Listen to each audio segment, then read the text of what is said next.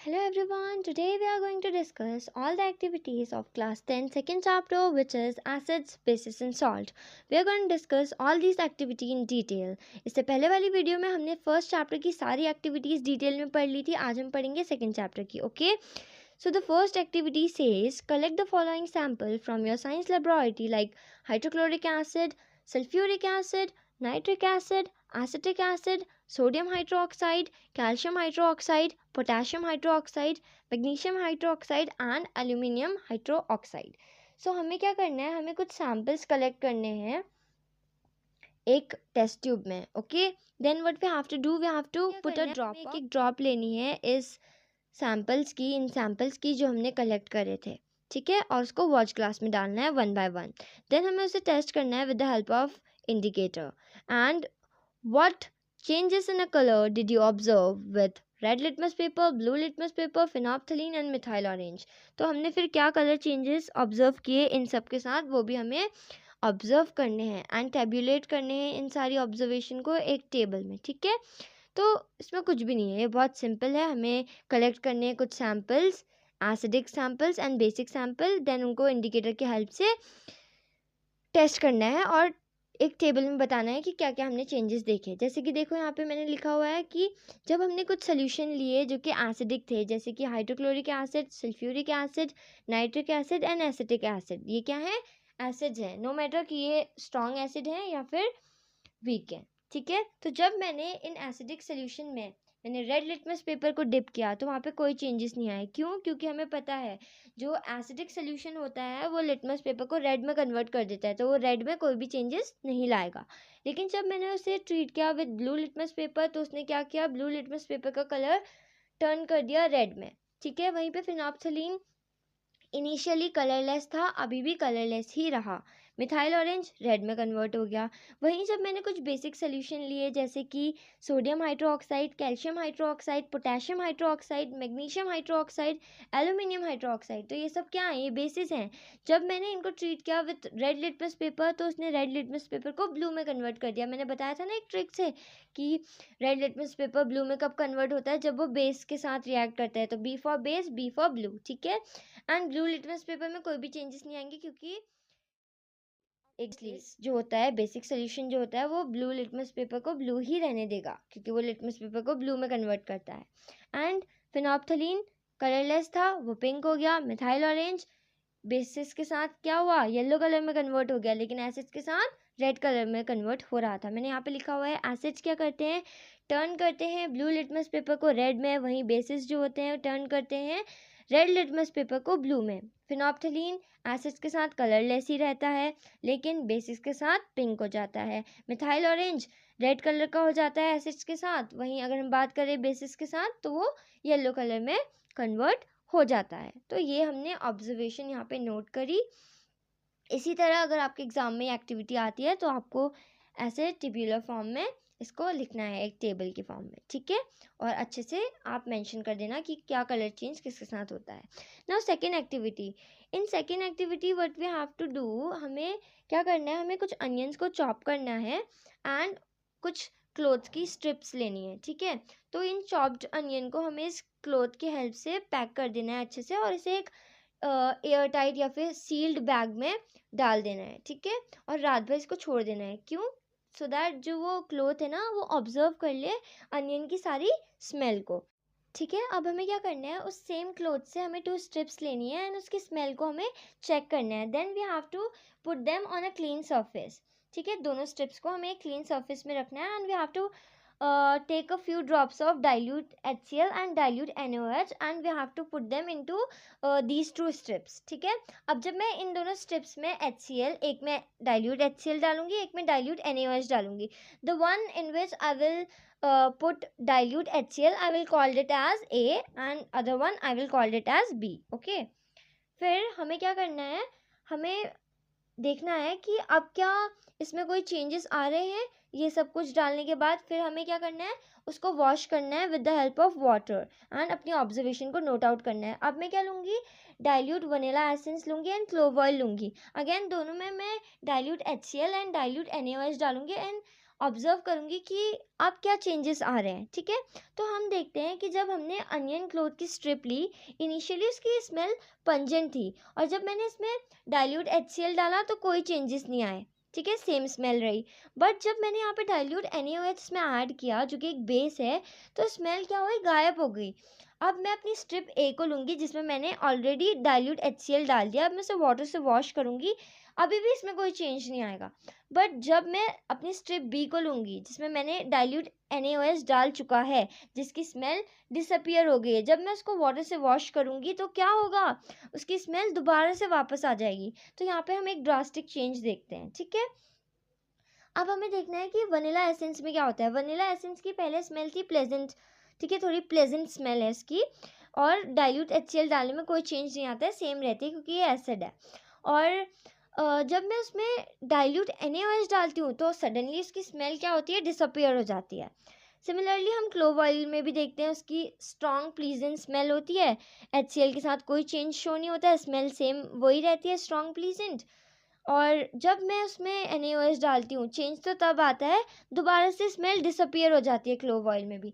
तो यहाँ पे हम क्या कंक्लूड कर पा रहे हैं कि जो एसिड्स होते हैं ना, वो एज सच कोई बिग चेंज ला नहीं रहे हैं स्मेल में। स्मेल जैसी थी सब्सटेंस की इनिशियली, फाइनल में भी वैसी ही रह रही है, कोई भी चेंजेस नहीं आ रहे हैं HCl ऐड करने के बाद भी। बट जब हम बेस ऐड कर रहे हैं तो ये क्या हो रहा है, यहाँ पे स्मेल टोटली डिस्ट्रॉय हो जा रही है, पूरी तरह से गायब हो जा रही है, या फिर सप्रेस हो जा रही है। मतलब बेस ऐड करने में हमें स्मेल में चेंजेस दिख रहे हैं, जैसे कि क्लोव ऑयल में जब हमने बेस ऐड किया, NaOH ऐड किया, तो स्मेल डिसअपियर हो गई। सिमिलरली वनीला एसेंस में भी स्मेल डिसअपियर हो गई, और अनियन क्लोथ की स्ट्रिप में भी क्या हुई थी, स्मेल डिसअपियर हो गई थी। तो बेसिस चेंजेस लाते हैं स्मेल में, लेकिन एसिड कोई चेंजेस नहीं लाते। Now moving on to the next activity, in which we have to take 5 ml of dilute sulfuric acid in a test tube. एक टेस्ट ट्यूब में हमें 5 ml dilute सल्फ्यूरिक एसिड लेना है और कुछ पीसेस हमें जिंक क्लोराइड के डाल देने हैं, ठीक है।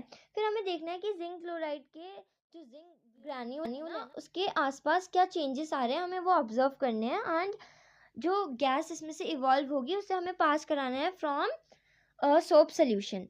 और हमें देखना है क्या ये जो गैस है वो जब हम उसके पास मैच स्टिक को लाते हैं, बर्निंग कैंडल को लाते हैं, या फिर तो क्या चेंजेस आते हैं, ठीक है। हमें ये ऑब्जर्व करना है और रिपीट करनी है हमें ये activity with HCl hydrochloric acid and with HNO3 जो कि क्या होता है, nitric acid, and also with CH3COOH which is acetic acid, ठीक है। एंड हमें ये ऑब्जर्वेशन करते वक्त ये ध्यान देना है कि क्या सारे केसेस सेम है या फिर डिफरेंट है, क्या सारे केसेस में जो भी ऑब्जर्वेशन आ रही है वो क्या सेम आ रही है या डिफरेंट आ रही है, ठीक है। तो ये मेन पॉइंट है, ये हमें देखना है। तो अब हम देखेंगे कि एक्चुअली इस एक्टिविटी में हो क्या रहा है। देखो, आपको इस एक्टिविटी को रीड करते वक्त समझ में आ रहा होगा कि ये जो एक्सपेरिमेंट है ना, ये ऐसा एक्सपेरिमेंट है जिसमें हम क्या कर रहे हैं, जिसमें एसिड और मेटल की रिएक्शन हो रही है। और हमने ये डिटेल में पढ़ा था कि जब एसिड मेटल के साथ रिएक्ट करता है तो क्या होता है, हाइड्रोजन गैस इवॉल्व होती है। चलो इसको डिटेल में देखते हैं, ठीक है। तो इसमें क्या हो रहा है, जब हम ऐड कर रहे हैं ना जिंक ग्रैन्यूल्स को डाइल्यूट सल्फ्यूरिक एसिड में, तो यहाँ पे एक रिएक्शन जो हो रही है इमीडिएटली हो रही है और बबल्स फॉर्म हो रहे हैं सरफेस पे, जिंक की सरफेस पे क्या हो रहे हैं, बबल्स फॉर्म हो रहे हैं। और ये बबल्स किसके हैं, हाइड्रोजन गैस के बबल्स हैं, ओके। अब क्या होगा जब हम इस गैस को पास कराएंगे ना फ्रॉम सोप सोल्यूशन, तो ये गैस ट्रैप हो जाएगी और बबल फॉर्म हो जाएंगे। कैसे ट्रैप होगी, क्योंकि जो सोप सोल्यूशन होता है ना उसमें बहुत ही थिन फिल्म होती है जिसके अंदर ये गैस जो होती है ट्रैप हो जाती है। और जब हम यहाँ पे बर्निंग कैंडल लाते हैं ये एक पॉप साउंड प्रोड्यूस करती है, इसीलिए हम इसकी कंफर्मेटरी टेस्ट को पॉप टेस्ट भी बोलते हैं, ठीक है। ये हमने डिटेल में पढ़ा हुआ है चैप्टर में। तो हमने देख लिया कि ये कंफर्म करता है, this confirm that the gas produced is hydrogen as hydrogen burn with a pop-up sound, ठीक है। तो ये गैस क्या है, हाइड्रोजन है। अब जब हम इस एक्सपेरिमेंट को रिपीट करते हैं विथ हाइड्रोक्लोरिक एसिड तो सेम रिजल्ट आते हैं। और सिमिलरली जब हम इस रिएक्शन को एसिटिक एसिड के साथ करते हैं ना, तो रिएक्शन सेम ही होती है बट थोड़ी स्लो होती है, ठीक है। बहुत स्लो प्रोसेस होती है जब ये रिएक्शन हो रही होती है, ये भी हाइड्रोजन गैस प्रोड्यूस करती है। लेकिन सबसे ज़्यादा चेंज हम कब ऑब्जर्व करते हैं? जब हम इसको रिएक्ट कराते हैं विथ नाइट्रिक एसिड। क्या होता है? The observation is different. यहाँ पे ऑब्जर्वेशन डिफरेंट हो जाती है। Usually it does not produce hydrogen gas. अब ये हाइड्रोजन गैस ही प्रोड्यूस नहीं करता। तो क्यों नहीं करता ये? क्योंकि जो नाइट्रिक एसिड होता है ना, वो एक स्ट्रॉन्ग ऑक्सीडाइजिंग एजेंट होता है, जिसके वजह से यहाँ पे हाइड्रोजन गैस प्रोड्यूस नहीं होती है। This gas can be identified using the pop-up test. Of course, जो गैस है वो कैसे आइडेंटिफाई की जा सकती है? पॉपअप टेस्ट से। ठीक है, ये हम बहुत टाइम पढ़ चुके हैं और ये बहुत इजी है। मैं बार बार इसलिए बता रही हूँ, जिसे नहीं पता होगा उससे भी समझ में आ जाएगा। ठीक है, अब हम नेक्स्ट एक्टिविटी देखेंगे, which is fourth activity. So what we have to do in this activity, we have to place few pieces of granulated zinc. कुछ हमें पीसेस लेने हैं ग्रैन्युलेटेड जिंक के, उन्हें टेस्ट ट्यूब में डालना है और उसमें ऐड करना है हमें 2 ml सोडियम हाइड्रोक्साइड। फिर with the help of burner हमें उसको वार्म करना है धीरे धीरे धीरे धीरे। ठीक है, एंड फिर बचे हुए स्टेप्स, जितने भी स्टेप्स हैं, हमें सबको क्या करना है? रिपीट करना है। ठीक है, ठीक है। अब फिर हमें रिकॉर्ड करनी है अपनी ऑब्जर्वेशन कि हम क्या ऑब्जर्व कर रहे हैं इस रिएक्शन के टाइम। ठीक है, तो हम इसमें ऑब्जर्व करते हैं कि जब हमने जिंक ग्रैन्यूल ऐड किए सोडियम हाइड्रोक्साइड के सोल्यूशन में और उस मिक्सचर को हमने वार्म किया, तो यहाँ पे ना बबल्स फॉर्म होना स्टार्ट हो जाते हैं जिंक के सरफेस पे। तो ये बबल्स जो फॉर्म हो रहे हैं वो हाइड्रोजन गैस की वजह से फॉर्म हो रहे हैं और जो गैस है वो इवॉल्व हो रही है। तो ये सिमिलर रिएक्शन है थर्ड एक्टिविटी की तरह। ठीक है, तो अब सेम इसमें हमें पॉपअप टेस्ट लगाना होता है। ठीक है, तो वो मैं नहीं बताऊँगी, वो सेम ही है। तो कंक्लूजन क्या है यहाँ पे कि जो जिंक जब रिएक्ट करता है सोडियम हाइड्रोक्साइड के साथ, जब हम उसको हीट करते हैं, तो वो क्या प्रोड्यूस करता है? वो हाइड्रोजन गैस प्रोड्यूस करता है। तो मैंने यहाँ पे रिएक्शन लिखी है, जब Zn रिएक्ट करता है with NaOH, it gives Na2ZnO2 plus H2। ठीक है, हाइड्रोजन गैस वो प्रोड्यूस करता है। ठीक है, तो बस जो डिफरेंस था वो ये था कि वहाँ पर एसिड था, यहाँ पे बेस है। NaOH क्या है? बेस है। तो जब इसने एक बेस के साथ रिएक्ट किया मेटल ने, तो क्या फॉर्म हुआ? Salt and hydrogen gas produce हुई। ठीक है, ये हमने देखा था ना कि जब एसिड्स रिएक्ट करते हैं बेस के साथ, मेटल्स के साथ, ऐसे। Now moving on to the next activity, which is the fifth activity, in which we have to take a test tube and उनको लेबल करना है हमें A एंड B। ठीक है, तो टेस्ट ट्यूब A में हमें 0.5 ग्राम सोडियम कार्बोनेट डालना है और टेस्ट ट्यूब B में हमें 0.5 ग्राम सोडियम हाइड्रोजन कार्बोनेट डालना है। ठीक है, फिर हमें इसमें 2 ml डाइल्यूट HCl डालना है और दोनों टेस्ट ट्यूब में, और ऑब्जर्व करना है कि क्या चेंजेस आते हैं। जब हम उसको लाइम वाटर में भी डाल देते हैं तब भी क्या चेंजेस आते हैं, हमें वो भी देखना है। ठीक है, जब हम पास कराते हैं इस गैस को फ्रॉम लाइम वाटर तो क्या चेंजेस आते हैं, हमें वो भी देखना है।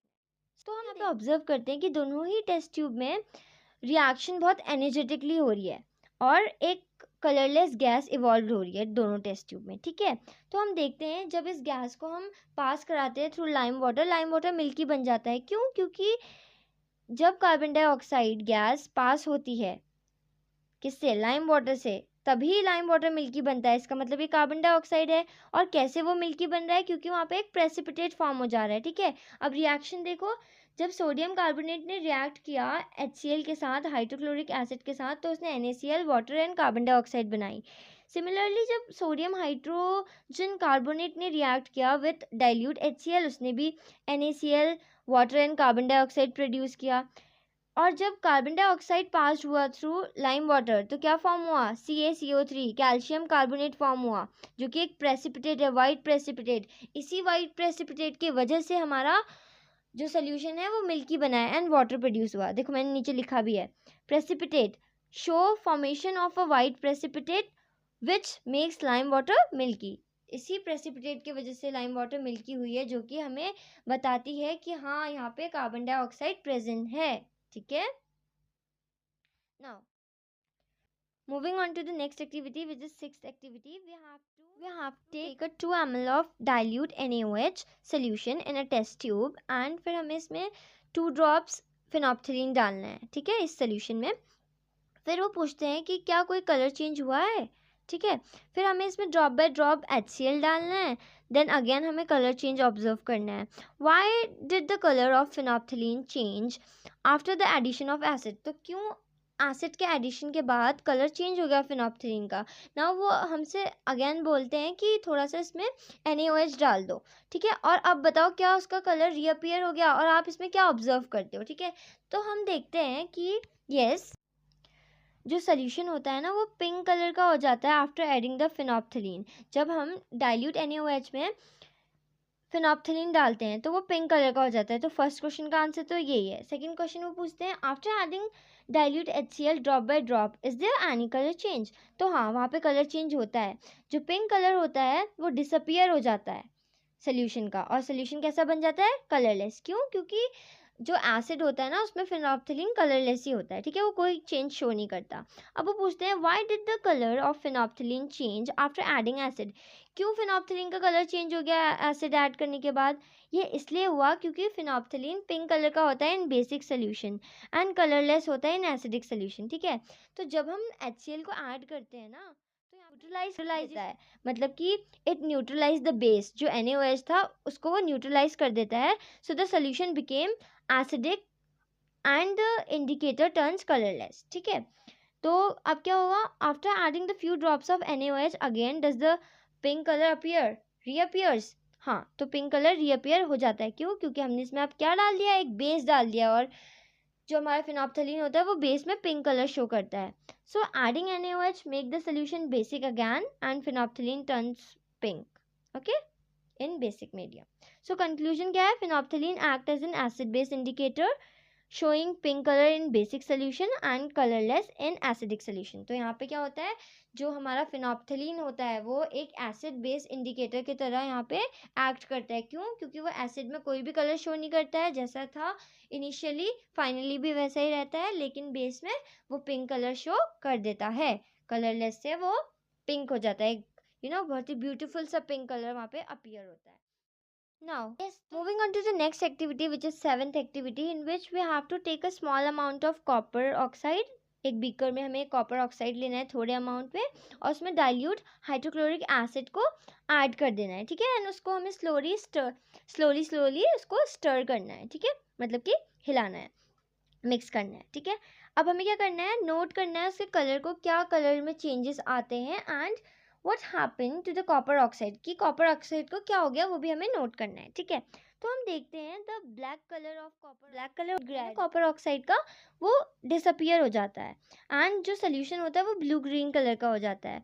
तो वो पूछते हैं what happens to the copper oxide. तो कॉपर जो होता है वो रिएक्ट करता है with dilute hydrochloric acid to form copper chloride and water. Copper oxide dissolve in the acid. तो क्या होता है यहाँ पे, कॉपर ऑक्साइड क्या होता है, डिजॉल्व हो जाता है एसिड में, और जब वो रिएक्ट करता है किसके साथ, डाइल्यूट हाइड्रोक्लोरिक एसिड के साथ, तो वो फॉर्म कर देता है कॉपर क्लोराइड एंड वाटर, ठीक है, यही हुआ। तो कंक्लूजन क्या है यहाँ पे, copper oxide react with hydrochloric acid to form salt and water. तो यहाँ पे न्यूट्रलाइजेशन रिएक्शन हो रही है। कॉपर ऑक्साइड क्या है, एक बेस है, एंड हाइड्रोक्लोरिक एसिड क्या है, एक एसिड है। तो यहाँ पे अल्टीमेटली न्यूट्रलाइजेशन रिएक्शन हो जा रही है, जिसके वजह से सॉल्ट एंड वाटर का फॉर्मेशन भी यहाँ पे हमें देखने को मिल रहा है, ठीक है, ठीक है। Moving on to the next activity, eighth activity. इसमें हमें क्या करना है, इसमें हमें सोल्यूशन लेने हैं ग्लूकोज के, अल्कोहल के, हाइड्रोक्लोरिक एसिड का और सल्फ्यूरिक एसिड का, हमें यहाँ पे सोल्यूशन लेना है, ठीक है। और अब हमें क्या करना है, हमें नेल्स फिक्स करने हैं किसमें, कॉर्क में, और उस कॉर्क को 100 ml बीकर में हमें प्लेस कर देना है, ठीक है। फिर ये जो नेल्स है इनको कनेक्ट करना है हमें, इसके 2 टर्मिनल्स को किसके साथ कनेक्ट करना है, 6 वोल्ट की बैटरी के साथ through a bulb and a switch, ठीक है। अब हमें क्या करना है, हमें थोड़ा सा डाइल्यूट HCl डाल देना है बीकर में, और स्विच को ऑन कर देना है ताकि करंट जो है फ्लो हो जाए, ठीक है, switch on the current. And हमें फिर ये रिपीट करनी है ये एक्टिविटी को किसके साथ, डाइल्यूट सल्फ्यूरिक एसिड के साथ, ठीक है। अब हमें बताना है कि हम यहाँ पे क्या ऑब्जर्व करते हैं, फिर हमें ये रिपीट करना है ये एक्सपेरिमेंट अलग अलग, ठीक है, अलग अलग करना है, लेकिन रिपीट करना है किसके साथ, ग्लूकोज के साथ और अल्कोहल के साथ, ठीक है, अल्कोहल एंड ग्लूकोज के सोल्यूशन के साथ हमें इस एक्सपेरिमेंट को रिपीट करना है। तो अब वो पूछते हैं what do you observe now, अब क्या आप ऑब्जर्व करते हो, does the bulb glow in all the cases, क्या सारे केसेस में बल्ब ग्लो करेगा। तो हम ये देखेंगे कि सारे केसेस में बल्ब ग्लो करेगा या नहीं करेगा, ठीक है। जब हमने ये रिएक्शन प्रोसीड कराई with dilute HCl and dilute H2SO4 के साथ, तो जो बल्ब था वो ग्लो कर जाता है। ठीक है, क्यों? क्योंकि यहाँ पे ना ज़रूर आयंस रिलीज हो रहे होंगे। जब आयंस रिलीज होते हैं तभी इलेक्ट्रिसिटी प्रोड्यूस होती है, तभी बल्ब ग्लो कर पा रहा होगा। ठीक है, तो अभी हम ये देखते हैं। तो क्या होता है, जो बल्ब होता है वो ग्लो कर जाता है इन दीज केसेस। ठीक है, and this shows that these solution conduct electricity. ये दिखाता है कि ये सोल्यूशन जो है इलेक्ट्रिसिटी को कंडक्ट करता है। ठीक है, अब सेकंड केस देखो, जब हम इसको ग्लूकोज एंड अल्कोहल के साथ कराते हैं तो क्या होता है, the bulb does not glow. Bulb glow नहीं होते, क्यों? This shows that solution do not conduct electricity, मतलब कि सोल्यूशन इलेक्ट्रिसिटी कंडक्ट नहीं करता है, मतलब यहाँ पे आयंस रिलीज नहीं हो रहे होंगे। तो देखो conclusion, acid like HCl and H2SO4 conduct electricity because they produce ions in solution, whereas glucose and alcohol solution do not conduct electricity because they do not produce ions। ठीक है, वो produce नहीं करते आयंस। क्यों नहीं produce करते? क्योंकि वहां पे क्या है, आयंस है ही नहीं प्रोड्यूस करने को। ठीक है, मतलब वो लोग प्रोड्यूस नहीं करते। Final answer, no, the bulb does not glow in all the cases. It glow only in acidic solution, not in glucose and in alcohol solution। तो सारे केसेस में बल्ब ग्लो नहीं करता, सिर्फ HCl एंड H2SO4 के cases पे करता है, ग्लूकोज और अल्कोहल के केसेस पे नहीं करता। क्यों? क्योंकि वहाँ पे आयंस प्रेजेंट नहीं होते हैं। ठीक है, जब आयंस प्रेजेंट होंगे, मैंने आपको बताया था ना, एसिड जो होते हैं वो आयन प्रोड्यूस करते हैं H पॉजिटिव के फॉर्म में, है ना। Now, moving on to the next activity, which is ninth activity, in which we have to take about 1 gram solid NaCl। इसमें हमें 1 ग्राम solid NaCl लेना है। किस में लेना है? In a clean and dry test tube। ठीक है, फिर हमें क्या करना है, इसमें concentrated sulfuric acid को ऐड करना है इस टेस्ट ट्यूब में। ठीक है, जिसमें हमने NaCl लिया था। Then what do you observe? Is there a gas coming out from the delivered tube? तो वो कह रहे हैं क्या इसमें से कोई गैस बाहर आ रही है? Test the gas evolved successively with dry and wet blue litmus paper। जो गैस इवॉल्व हो रही है उसे हमें टेस्ट करना है with dry and wet litmus paper. ठीक है, फिर वो कहते हैं in which case does the litmus paper change colour. किस केस में लिटमस पेपर कलर चेंज करेगा?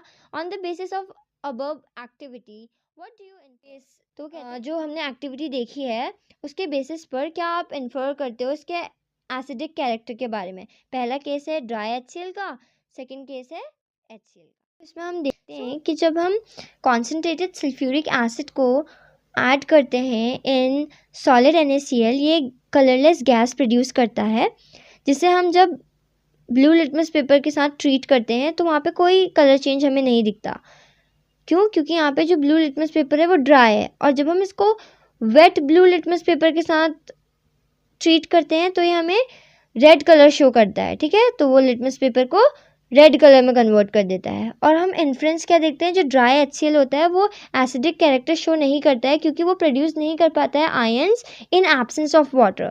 वहीं पे सेकंड केस में हम देखते हैं जो HCl होता है, जो एक्वस फॉर्म में होता है HCl का सोल्यूशन, वो एसिडिक कैरेक्टर शो करता है। क्यों? क्योंकि वो डिजॉल्व कर जाता है, जो HCl होता है वो डिजॉल्व करता है वाटर में टू प्रोड्यूस हाइड्रोजन आयंस। ठीक है, वहाँ पे हाइड्रोजन आयंस प्रोड्यूस हो जाते हैं जिसकी वजह से वो एसिडिक कैरेक्टर शो करने लग जाता है। ठीक है, अब हम कंक्लूजन देखते हैं कि जो HCl होता है वो शो करता है acidic nature only in aqueous solution but not in dry gaseous form. ठीक है, एसिडिक कैरेक्टर क्यों? क्योंकि वहाँ पे कोई भी आयंस प्रेजेंट है ही नहीं, है ना।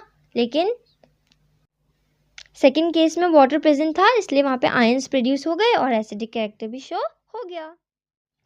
Now moving on to the next activity which is 10th activity, in which to take 10 ml water in a beaker and then we have to add drop of concentrated H2SO4। ठीक है, हमें इसमें क्या करना है, H2SO4 ऐड करना है 10 ml water में। ठीक है, जो कि हमने बीकर में लिया था।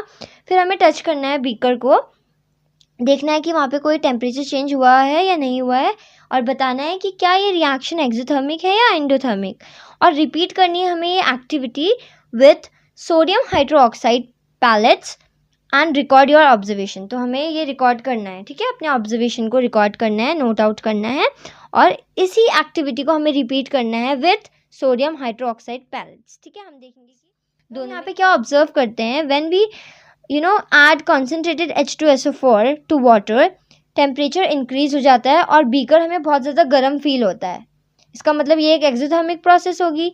अब सेकंड देखो, the nature of the process बता दिया, एक्सोथर्मिक है। क्यों? क्योंकि हीट रिलीज हो रही है।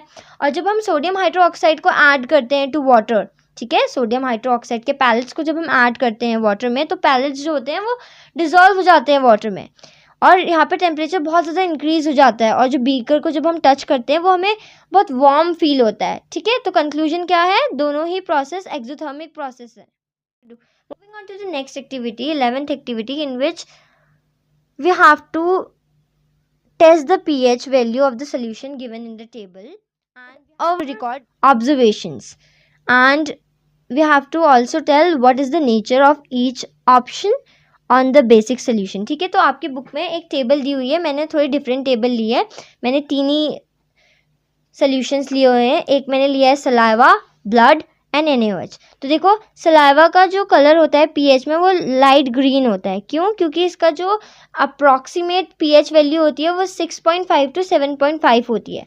ठीक है, और ये स्लाइटली एसिडिक होता है नेचर में, एसिडिक टू न्यूट्रल। ठीक है, कैसे हमें पता चला? हमने pH स्केल पढ़ा था ना जब हमने इस चैप्टर की थ्योरी रीड की थी, तो आप उसमें कलर को देखना अच्छे से, तो आपको समझ में आ जाएगा। ठीक है, अब हमने नेक्स्ट लिया है ब्लड, फिर हमने लिया है NaOH। ब्लड का क्या है? ग्रीनिश ब्लू कलर है। NaOH को क्या है? Dark blue to purple colour है। ठीक है, इनका अगर हम देखें अप्रॉक्सीमेटली pH वैल्यू, तो ब्लड का 7.4 है जो कि न्यूट्रल है ऑफ कोर्स। ठीक है, और जो NaOH का है वो 13 to 14 है। साफ से दिखा रहा है कि ये स्लाइटली बेसिक है, राइट? हाँ, तो हम यहाँ पे क्या ऑब्जर्व करते हैं कि जो सलाइवा होता है ना, इसमें हम देखते हैं कि जो pH पेपर है turn light green, pH paper light green में टर्न हो जाता है, तो ये स्लाइटली एसिडिक होता है नेचर में। और ब्लड में pH पेपर टर्न हो जाता है ग्रीनिश ब्लू, NaOH में pH पेपर टर्न हो जाता है डार्क ब्लू टू पर्पल, और ब्लड क्या है? स्लाइटली बेसिक है, मीन्स ये न्यूट्रल होता है। ठीक है, इसको आप न्यूट्रल मान सकते हो। और जो NaOH है वो स्ट्रांगली बेसिक है। वो क्या है? Strongly basic.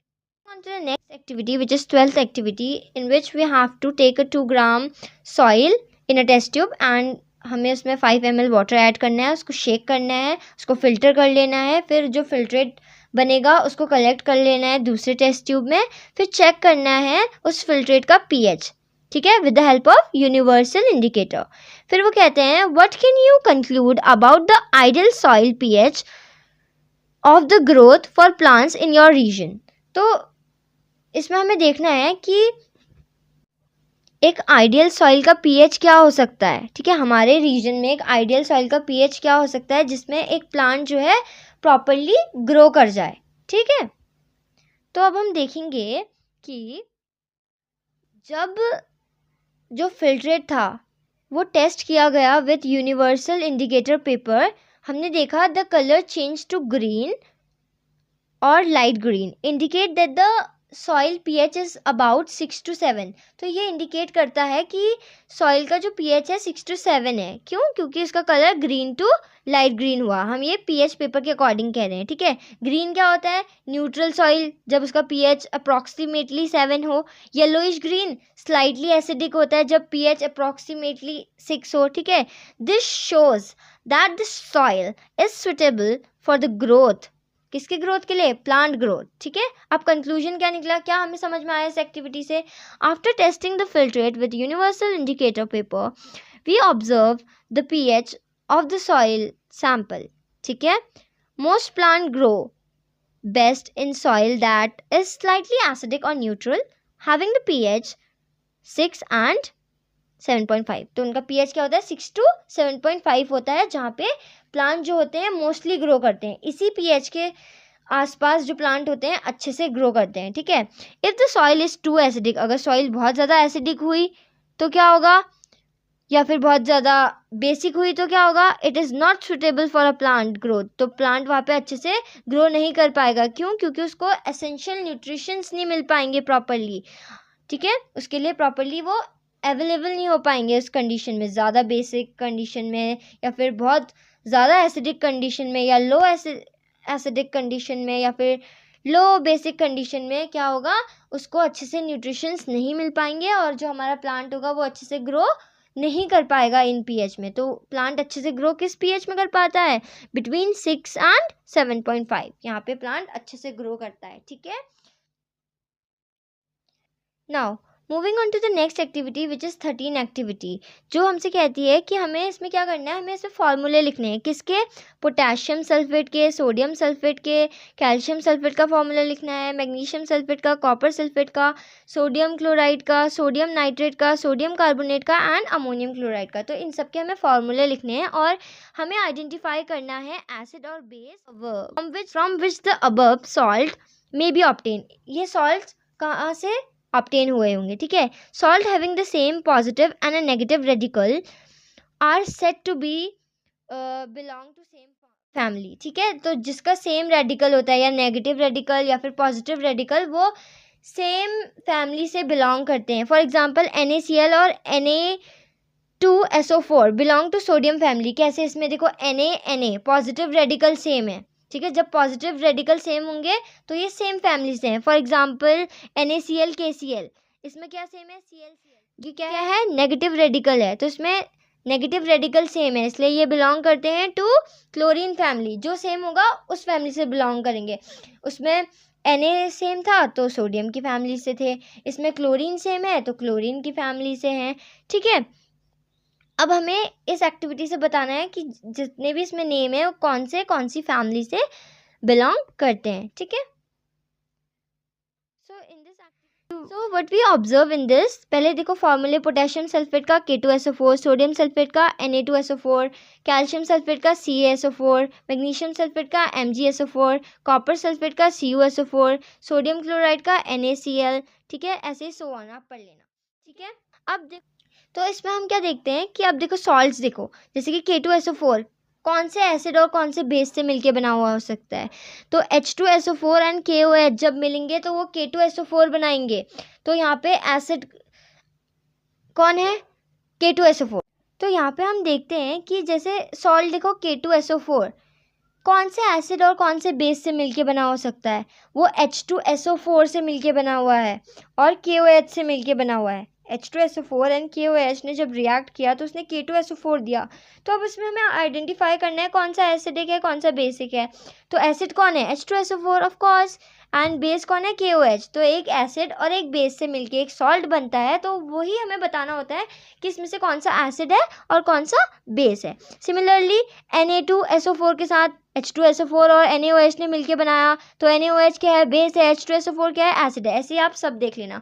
अब हम देखते हैं कि सॉल्ट की फैमिली, जिनके पास सेम कैटायन या सेम एनायन होगा वो सेम फैमिली से बिलोंग करेंगे। जैसे सोडियम फैमिली सेम Na होना चाहिए, सल्फेट फैमिली सेम SO4 होना चाहिए, क्लोरीन फैमिली सेम Cl होना चाहिए। तो देखो सोडियम किसका सेम है? Na2SO4 NaCl, NaNO3 Na2CO3 का सोडियम सेम है ना इन सब में, इसलिए ये सोडियम फैमिली से हैं। अब देखो सल्फेट फैमिली से K2SO4 Na2SO4 CaSO4 MgSO4 CuSO4, इसमें SO4 सेम है, ठीक है। तो इसलिए ये सल्फेट फैमिली से है। क्लोरीन NaCl NH4Cl, इसमें क्या है? क्लोरीन सेम है, ठीक है। तो जो चीज़ सेम होगा वो उस फैमिली से बिलोंग करते होंगे, ठीक है। एनायन कैटायन या फिर पॉजिटिव या फिर नेगेटिव रेडिकल सेम होना चाहिए, ठीक है। Now moving on to the 14th activity, इसमें क्या करना है? हमें कलेक्ट करने हैं कुछ सॉल्ट सैंपल्स, जैसे कि sodium chloride, potassium nitride, aluminium chloride, zinc sulphate, copper sulphate, ठीक है। ये सब कुछ बहुत सारे दिए हुए हैं, आप पढ़ लेना। तो ये हमें कलेक्ट करने हैं और इनकी हमें सल्यूबिलिटी को चेक करना है वाटर में कि इनकी क्या सल्यूबिलिटी है, ठीक है। और ये भी चेक करना है कि इनका पीएच का एक्शन क्या है ऑफ दीज सोल्यूशन, क्या एक्शन है इन सोल्यूशन का पीएच में on litmus, and find the pH using the pH paper use करके हमें इनका पीएच भी फाइंड करना है, ठीक है। Which of the salt are acidic and basic and neutral, कौन सा एसिडिक है कौन सा बेस है कौन सा न्यूट्रल है, ठीक है। Identify the acid base use to form the salt, again हमें बताना है कि कौन सा एसिड और कौन सा बेस यहाँ पे यूज हुआ हो सकता है इस सॉल्ट को बनाने के लिए, और अपनी ऑब्जर्वेशन हमें रिपोर्ट करनी है, ठीक है। तो इसमें हमें क्या करना है? इसमें हमें सल्यूबिलिटी चेक करनी है, ठीक है, इन सोल्यूशन की वाटर में, और हमें ये भी चेक करना है कि इसका पीएच में क्या एक्शन होगा, और फाइंड करना है इसका पीएच यूजिंग पीएच पेपर, ठीक है। और बताना है कि ये कौन से सॉल्ट से मिलके बना हुआ है, और ये भी बताना है कि इसमें से कौन सा एसिडिक है, कौन सा बेसिक है, कौन सा न्यूट्रल है, ठीक है। और अपने ऑब्जर्वेशन को हमें यहाँ पे दिखाना है, ठीक है। तो सबसे पहले हम यहाँ पे देखते हैं ऑब्जर्वेशन, ठीक है। ऑब्जर्वेशन क्या है कि जो सॉल्युबिलिटी होती है वाटर में इन सॉल्ट्स की जो हमने कलेक्ट किए हैं, ऑल द गिवन सॉल्ट्स, जैसे कि sodium chloride, potassium nitride, aluminium chloride, zinc sulphide, copper sulphide, sodium chloride, sodium carbonate and sodium hydrogen carbonate are soluble in water. सब के सब वाटर में सोल्यूबल हैं, सब के सब आयंस मीन्स प्रोड्यूस कर रहे होंगे, ठीक है, वाटर में, क्योंकि वो सोल्यूबल है। अब हमसे पूछा था कि इफेक्ट क्या होता है इसका लिटमस पेपर में। तो इसका जो इफेक्ट होता है ना लिटमस पेपर में, हम देखते हैं सबसे पहले सॉल्ट देखो कौन सा है, सोडियम क्लोराइड। तो ये नेचर में क्या होता है, न्यूट्रल। तो क्या इसका कोई इफेक्ट होगा लिटमस पेपर पे? नहीं। तो इसका कोई भी इफेक्ट नहीं होता है लिटमस पेपर में, क्योंकि ये अप्रॉक्सीमेटली इसका पीएच 7 होता है, ठीक है। एंड पोटेशियम नाइट्रेट का भी सेम है। अब हम देखते हैं एल्यूमिनियम क्लोराइड। तो ये थोड़ा क्या होता है, एसिडिक होता है। तो ये क्या करता है, लिटमस पेपर को ब्लू से रेड में चेंज कर देता है, और इसका पीएच 3 to 4 होता है।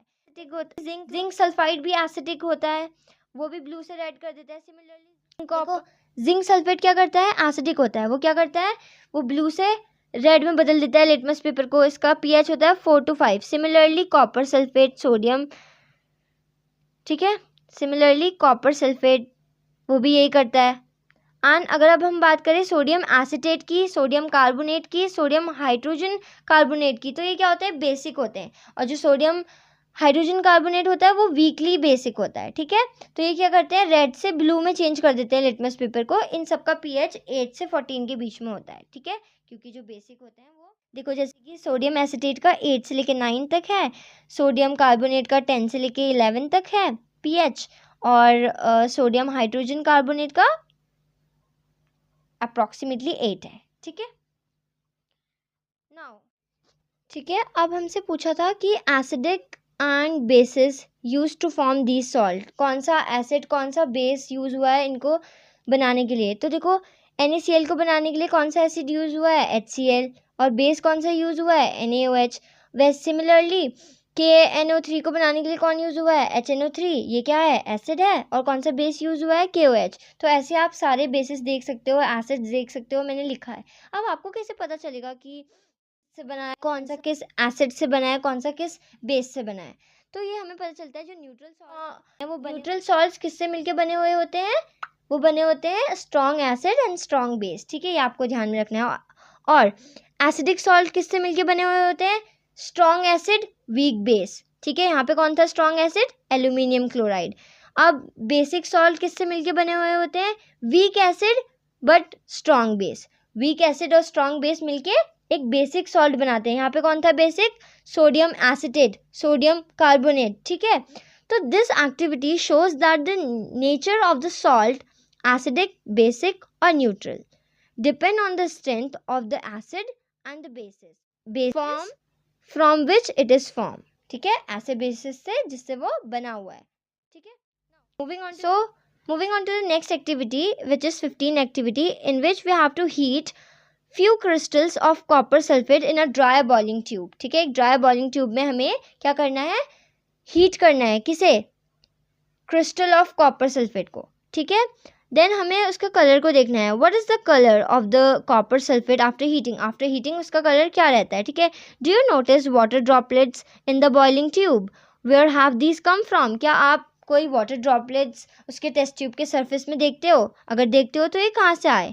अब हमें क्या करना है, हमें उसमें ऐड करना है 2 to 3 drops of water on the sample of copper sulphate obtain after heating. जब हमने हीट कर लिया इसको अच्छी तरीके से, तो जो हमें सैम्पल मिला है ना कॉपर सल्फेट का, उसमें हमें 2 to 3 ड्रॉप क्या डालना है, वाटर डालना है। अब वो पूछता है कि व्हाट डू यू ऑब्जर्व, आप क्या देखते हो, ठीक है।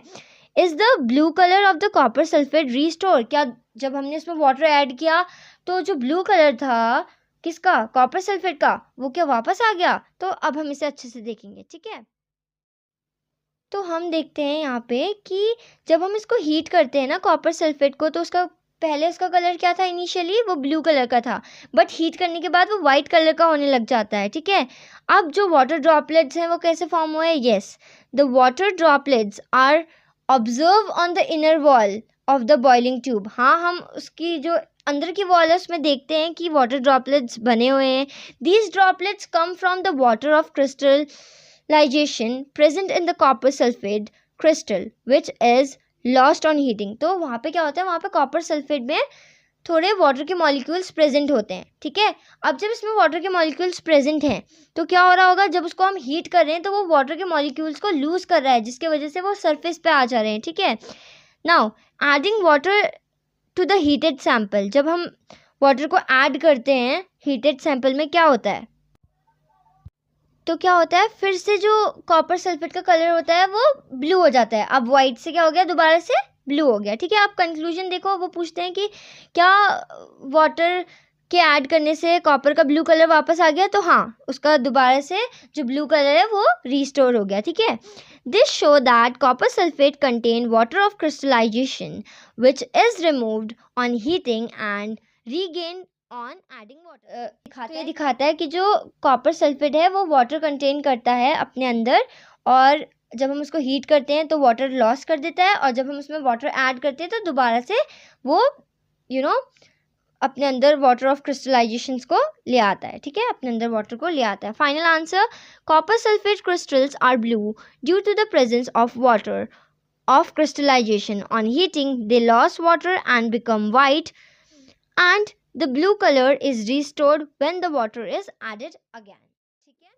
So that's all for today. Thanks for watching.